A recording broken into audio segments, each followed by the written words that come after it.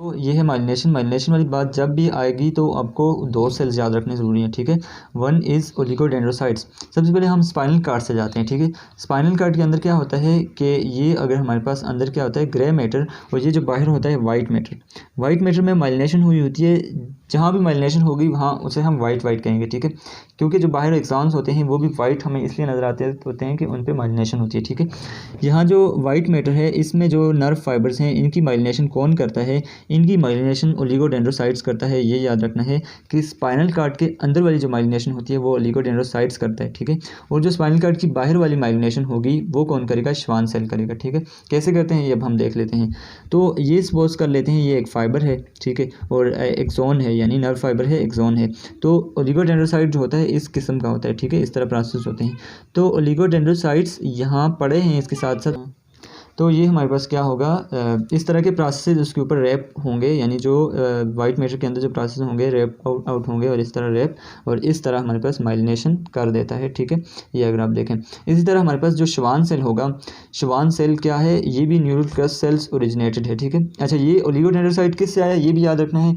Oligodendrocyte न्यूरोएपिथेलियल cell से आया है, यानी अंदर से आया है, ठीक है। यहाँ से यहाँ आया है, यहाँ माइलिनेशन कर रहे हैं। जबकि हमारे पास जो पेरिफेरी होता है, श्वान सेल्स होते हैं, श्वान सेल्स किसके ओरिजिनेटेड होते हैं? ये न्यूरल क्रस्ट सेल्स के ओरिजिनेटेड होते हैं, इस वजह से ये पेरिफेरी के माइलिनेशन करेगा, ठीक है। ये अगर हमारे पास एक श्वान सेल है, पहले इसका साइटोप्लाज्म इतना बड़ा होता है और इसकी जो हमारे पास मेम्ब्रेन होती है उसे हम क्या कहते हैं? न्यूरोलीमा कहते होते हैं, ठीक है।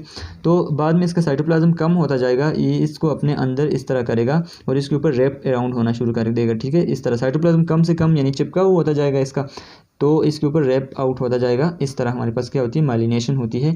तो ये इस पूरी शीट को हम क्या कहते हैं? माइलिन शीट कहते हैं। एक्चुअली श्वान सेल्स पूरे के पूरे इसके ऊपर रैप अराउंड होते हैं, ठीक है। ये अगर एक अगर फाइबर है, इस तरह फाइबर है, तो इसके ऊपर श्वान सेल्स इस तरह रैप अराउंड होंगे, तो ये हमारे पास क्या होगा? माइलिन शीट बनेगी, ठीक है। आखिर में हम क्या कर लेते हैं? पोजिशनल चेंजेस कर लेते हैं। तो जो हमारा लास्ट पोर्शन है वो ये है कि positional changes of spinal cord, यानी जिस वक्त स्पाइनल कार्ड बनती है ना तो वो उसका और वर्टिब्रल का लेवल सेम होता है। सपोज हमारे पास ये वर्टिब्रा का लेवल है, तो यानी ये लास्ट में क्या कॉक्सिक वर्टिब्रा और स्पाइनल कार्ड भी यहीं तक एक्सटेंड हुई होती है, ठीक है।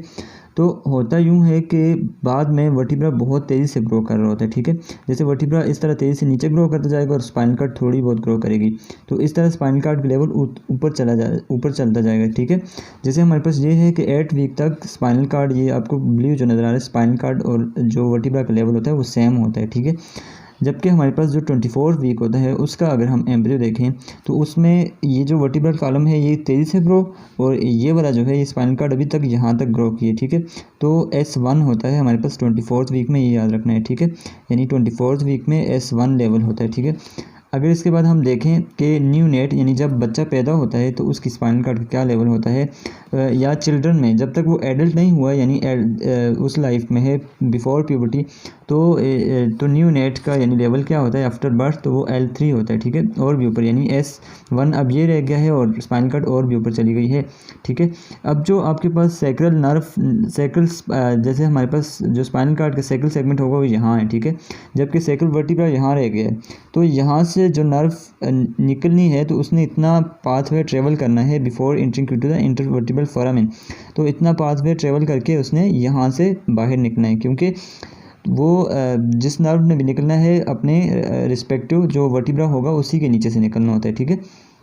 जैसे हमारे पास जो लंबर जो रीजन रह गया स्पाइनल कार्ड का, तो इतना ऊपर होगा लंबर, लेकिन लंबर वर्टिब्रा ये है, तो यहाँ से आके ये, तो जितना ज़्यादा एज बढ़ती है यानी एडल्ट लाइफ में आता है जिस तरह ये होता है, तो पोजीशनल चेंजेस क्या होती हैं कि जो नर्व की रूट होती हैं वो बड़ी होती जा रही हैं, ठीक है।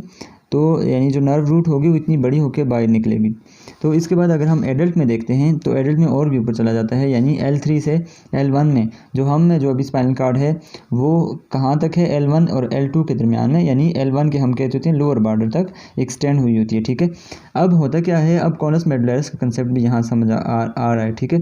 क्योंकि जो नर्व्स होंगी वो यानी उनका सेगमेंट क्या होगा, वर्टिब्रा इतने नीचे हैं, ठीक है, और वो इराइज इतनी ऊपर से हो रही होंगी, ठीक है। जिस तरह हमारे पास कौन सी नर्व है, सपोज करते हैं हमारे पास L3 नर्व है, तो L यानी यहाँ होगा और यहाँ से आगे नीचे, और जो सैक्रल नर्व्स हैं ये सैक्रल और कॉक्सिक्स, वो अगर यहाँ से राइज होती हैं तो वो ऐसे आएंगी, ठीक है। इस तरह आएगी तो स्पाइनल कार्ड इतने ऊपर रह जाएगी और जो नर्व का एक गुच्छा सा बनेगा, यानी जो हार्स की दुम यानी जो टेल होती है वो शेप, जिसको हम कार्डा इक्विना कहते हैं। कार्डा इक्विना का मतलब भी क्या होता है, हार्स टेल, कार्डा इक्विना। तो इस नर्व के गुच्छे को हम लास्ट में जो नर्व का एक गुच्छा सा बनता है इसको हम क्या कहते हैं, कार्डा इक्विना।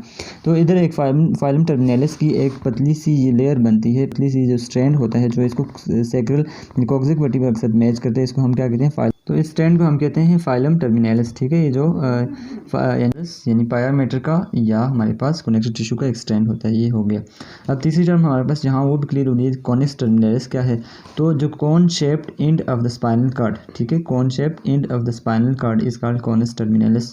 तो ये 3 टर्म्स भी आपकी क्लियर हो गई हैं। ठीक है, तो इसके बाद हम नेक्स्ट जो वीडियोस आएंगी कमिंग वीडियोस में हम क्या पढ़ेंगे कि development of the brain study करेंगे। Thank you so much for watching this video.